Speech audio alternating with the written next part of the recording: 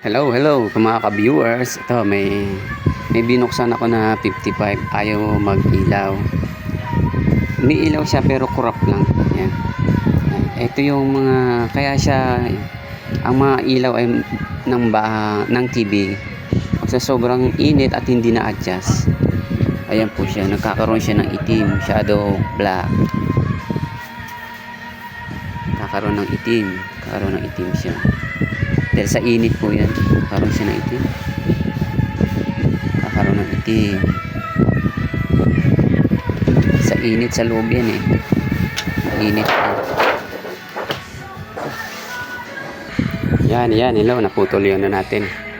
Pero pinost ko lang kayo kaya dinokto ko. Ayan, kaya siya may mga itim na ganyan. Sa init po yan eh.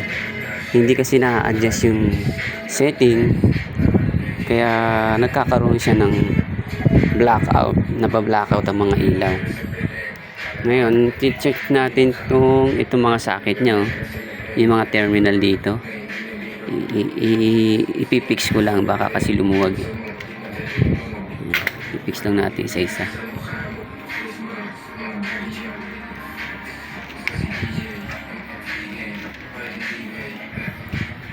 Pag hindi pa yan ay magpapalit tayo ng bago. Pinipix po natin isa-isa.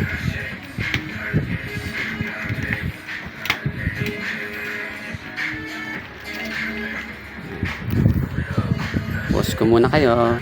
Ayan, subukan natin i-power. Talagang may ano to. Kasi meron siyang umiilaw, oh. Bahagya umiilaw. May pundido talaga. May shorted na backlight to, kaya ayun na merong ilaw konti, oh. May ilaw. Pa-power po natin. Ito yung power on nya. Power on. Kita niyo po yun, oh. Ito yung mga hindi umilaw ay may shorted po yun. Kaya mamaya makita natin kung ano yung dapat palitan natin dito. Maraming sira na ilaw kasi nga hindi na-adjust na setting, kaya bumigay yung backlight. Yan, mamaya po pagpatuloy natin. Time is break.